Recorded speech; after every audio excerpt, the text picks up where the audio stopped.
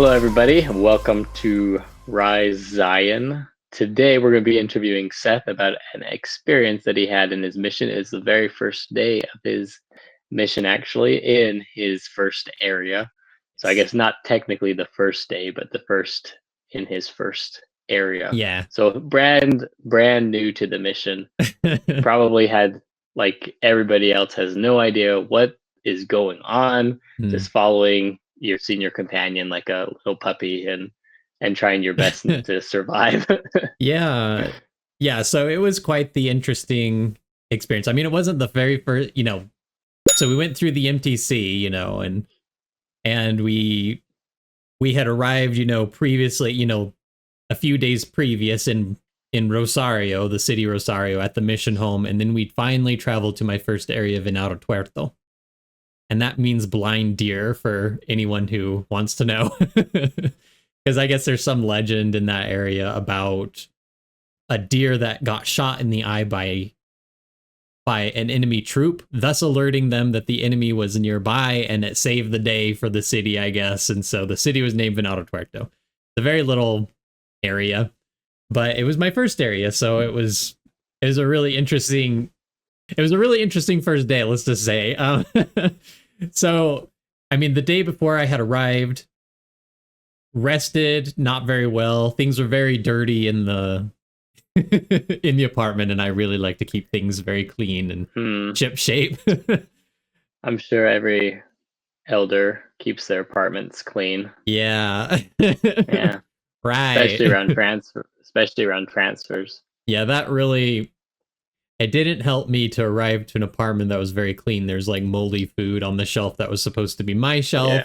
There was food in the fridge that was bad. That was supposed to be my area in the fridge.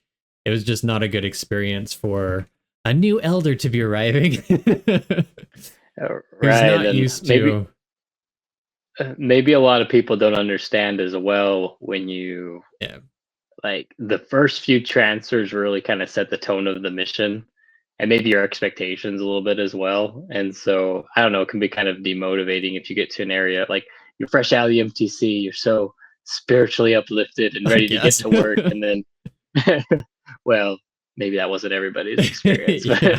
But for the most part, I'd say you're all pepped up on spiritual juice, ready to get to work, and then you get to a area where your senior companion is trunky and doesn't want to work, and he was dirty going home.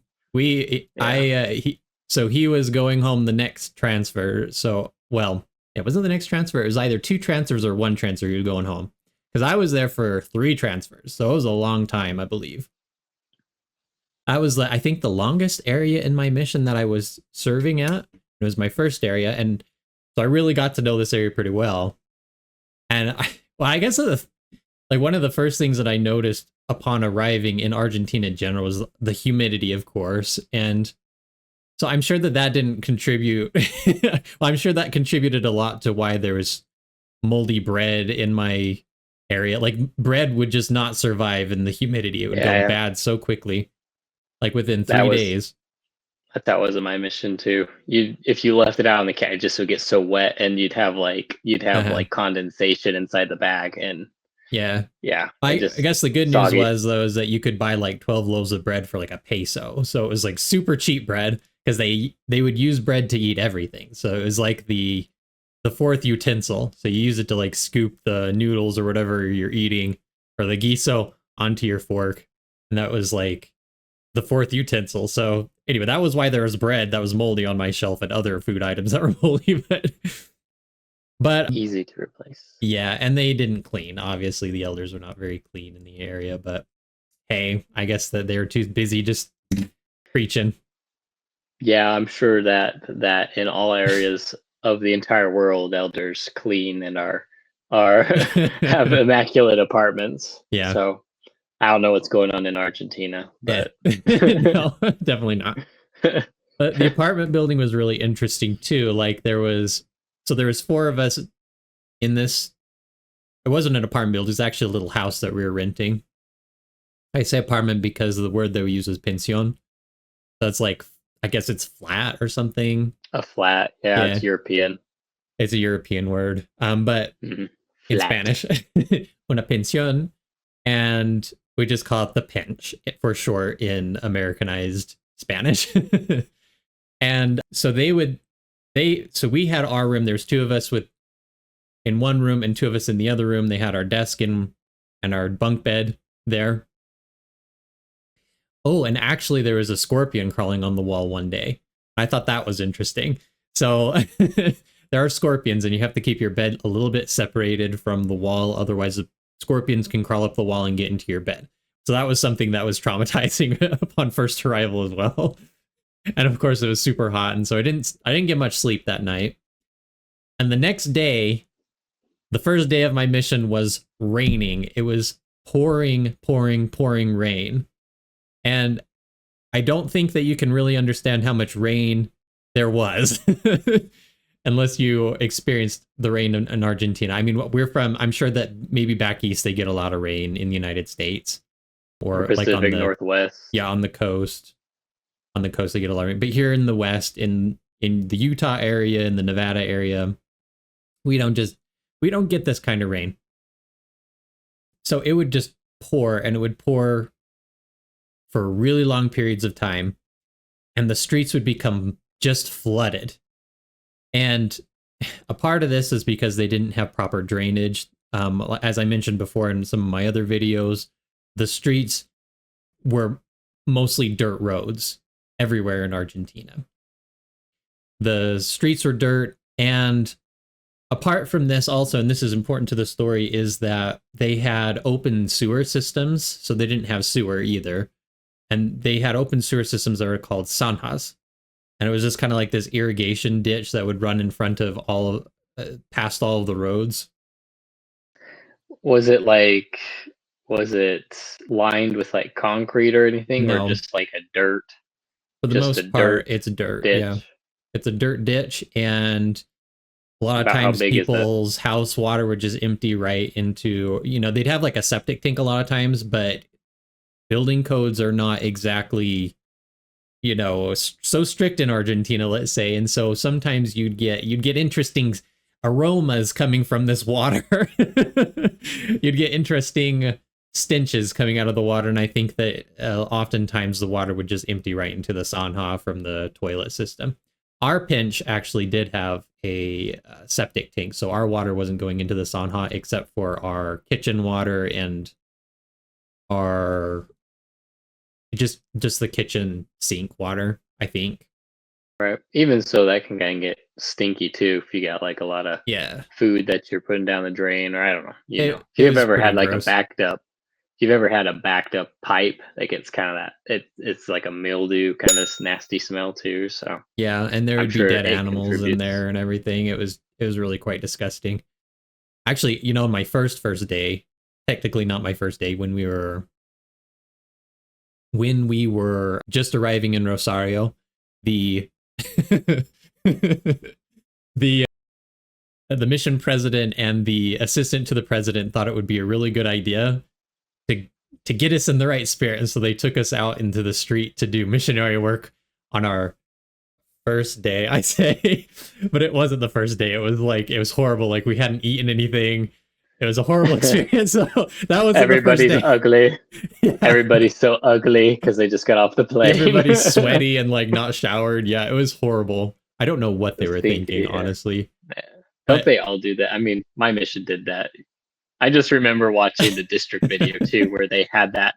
I think it was like the District 1, and they had that one kid. It's like Elder Hightower, I think was his name. Yeah. And they had him like running, chasing people in Houston, like on his first day in the mission. They're like, "Go get him, missionary! Go get him!" And he's like, "Yes, yes." He goes and runs after and them. Then all the mission presidents see that as like, "Yes, our missionaries will do that our too. Missionaries must do this." Well, anyway, it was horrible. Like, we went out and we went onto the street, and there was mosquitoes. It was so humid, and we were like, "What on earth is happening?"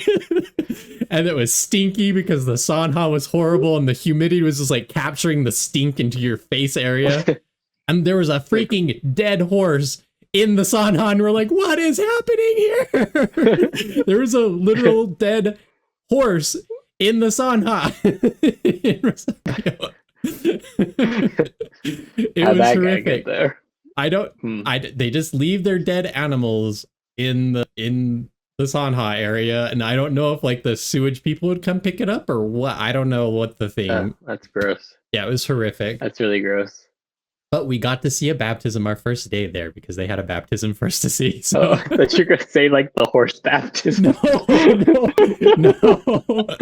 No, the horse is not a baptism. That's not what I meant to say.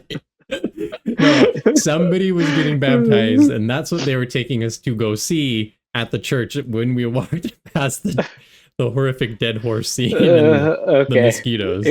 Just to clarify that.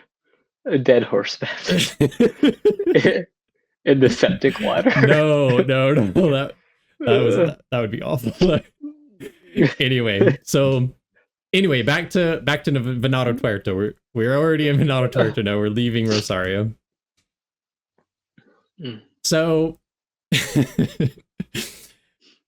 it was raining buckets and the streets were completely flooded, and so we'd be walking out and this water would come up to your calf. So like we were instructed to bring umbrellas, but it really didn't matter at that point if you had umbrellas or not. We're completely soaked anyway, so sometimes you'd bring your umbrella if you thought it'd protect you from the wind. We had these heavy coats that would help protect us from, getting too cold, and it did get cold. But the water was up to our calf, and as we're walking down the street, we hear like yelling, like we hear voices yelling and screaming, which is like not, I guess I didn't know this, but it's not typical because people typically don't go outside in the rain in Argentina, because if you go out in the rain, you will get sick, they say. So you can't go out in the rain. So I always had the hardest time getting people to come to church when it would rain on Sunday, but these cultural things. So yeah, now we know why. We hear because they're swimming in Sanja water. Yeah, so so like all the Sanja water is like all mixed with the rainwater and everything's flooded, So they probably do get sick. Yeah, possibly. I mean, I never, at least as far as I know, I never got sick from it, but I guess that we're just blessed as missionaries, so maybe they would get sick. I don't know. We just have superpowers. but so we hear this like yelling, and we like look, and we're walking down the road, and we see this car, and it had fallen into the Sanja. And so it's like half submerged in water because the water's up to our calves. And so how deep are the Sanjas? How big are they? Are they like these big irrigation canals like size, or are they like just a couple of feet deep? They range in size. So this one was pretty deep because the car was like, so I would say like, how would I describe it? So like I would say this one is about 3 feet deep. So that on top of the water that was up to our calves as we were walking down the street, just flooding down the road. So they had backed up. Like I could hear this kid just like screaming at his dad because his dad had backed the car up and it was the kid's car. He's like, "What are you doing?" Like I couldn't understand everything that he was saying, but I guess he was like swearing up a storm at his dad for driving the car into the Sanja. And so we're like, oh my gosh. And so we like, I think that, technically I think that this miracle actually belongs to my companion Elder Klafke, because I think that it was his, because he's the senior companion. It was he who decided that we should help these two people who are screaming and yelling at each other. They're out in the rain. They're going to get sick. Let's go help them. Yeah, so we go over there and we're like, "Do you need help?" And they're like, and the boy was like so embarrassed, like, "Oh my gosh, like I can't even." like the missionaries are asking to help us. This is embarrassing. Like los shenques están ayudándonos. Estamos muy avergonzados. But like, so he like they were just like super, like he was embarrassed, but the dad like they didn't stop us like from helping. So we were just like, okay, I guess. So we like initially like got into the Sanha, we were like both pushing and we couldn't get it out. So we're just trying to push the car out of the Sanha. And well, so like all three of us. So the dad, me, and Elder Klafke were trying to push out the car from the Sanha. And we decided it would be good if one of us were trying to drive the vehicle out, and Elder Klafke didn't know how to do a stick shift. Maybe we need to explain that a little bit too. So okay. I think a lot of people that live in America, we drive automatics. Probably like 95% of people drive automatics. Yeah. You go outside of the United States, it's like the other way around. Yeah, everybody all the cars are stick shift. As far as I knew, every car was like a stick shift. Yeah. But yeah, like I don't know why, but they just manufacture in Europe. It was a stick shift, and my companion didn't know how to drive a stick shift, and I did because that's how I learned how to drive, was driving our old Toyota, a Camry, 1990 baby. So yeah, I knew how to drive a stick shift. So I get in the car. So my companion was very surprised that I knew how to drive a stick shift. And so I kind of get into the car and there's like water sloshing in the back. It was like completely filled with water in the back. It was horrible. And I'm like looking at the stick shift and I'm like, this is not familiar. So like everything is backwards. Like the reverse is not in the right place, and plus it's the wrong letter because they use like, I don't know what they use, like they use different. It's not R. Yeah, and they have like E for estacionamiento, and they have like different letters, and I'm like, oh, okay, this is weird. But I figured it out. I don't know how I figured it out, but I figured out how to go how to get it into one, like gear one. And so we started, like, I started spinning the wheels, and both of those two were able to push out the car out of the water. And so they got it out, and everybody was like, "Oh, thank you," and everything. And like we just went on our way. Like we didn't get their address or their names or anything. We just left, and because it was kind of a stressful situation, I guess, so we didn't feel like we could do our missionarying at them at that time. Service was the missionary work. Yes, the service was the missionary work, Elder. so yeah, we went on our way. A very big lesson. So we went on our way, and we served out our time there, and I actually had another missionary companion. He left. My Elder Clafley went home. I had a new companion, and a lot of time went by. And it was nearing the end of my mission. I think it was in San Nicolas, later in my mission, that somebody got up and was discussing like miracles that happened during their mission and what they had experienced. And they were talking, and they started telling this story about a recent baptism that they had. And they told this story about two elders who had helped them push their car out of the sauna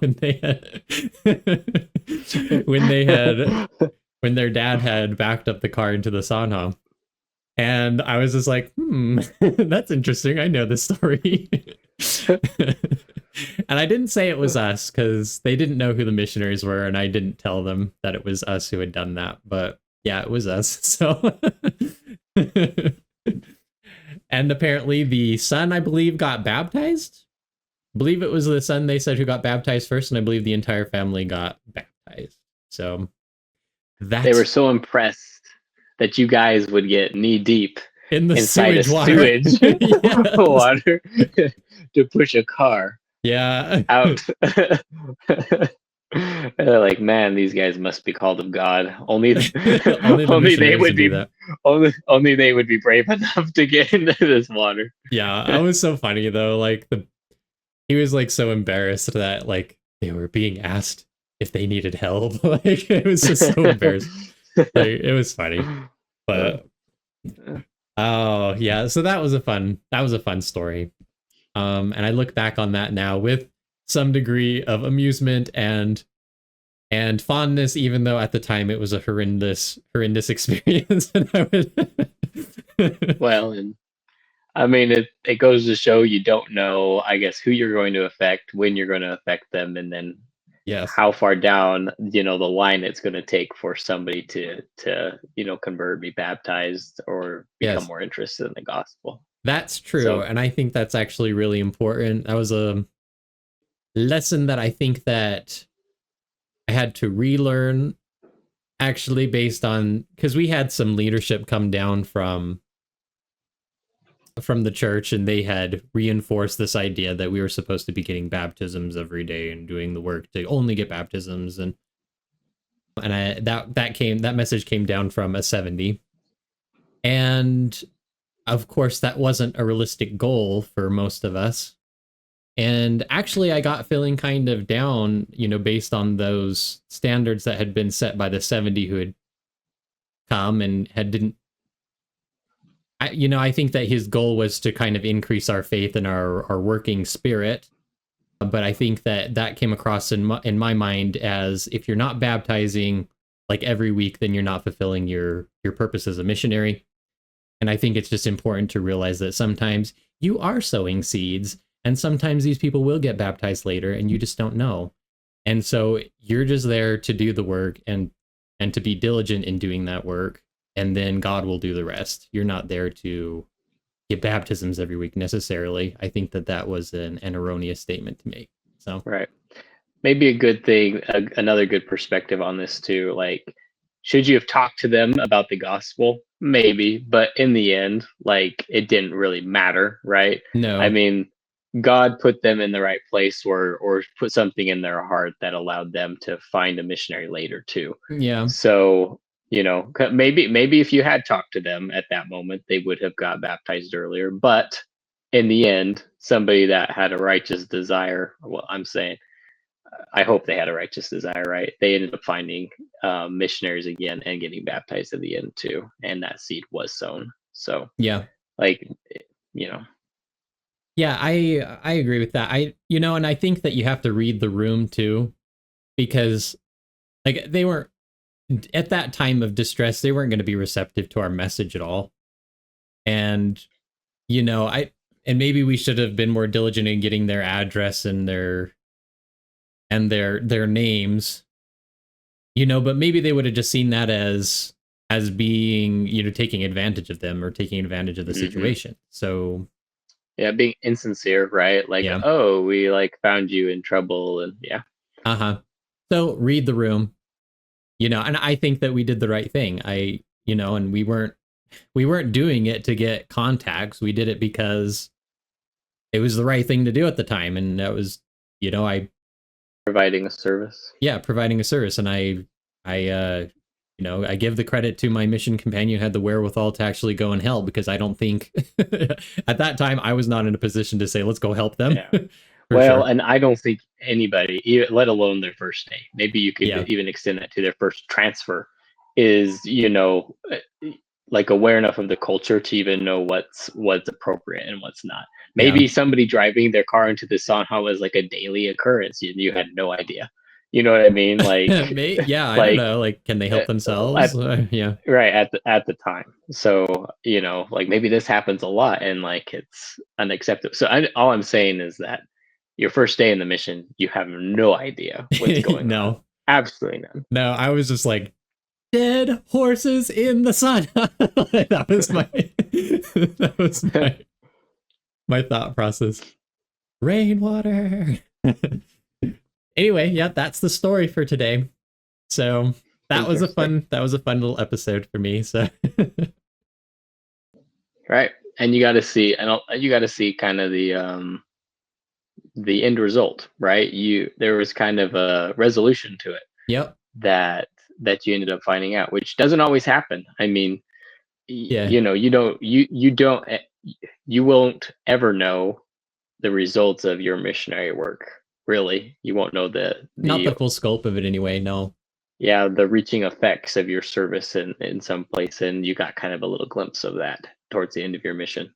Mm-hmm. So kind of cool. And I think I needed that. So I'm very grateful for this miracle.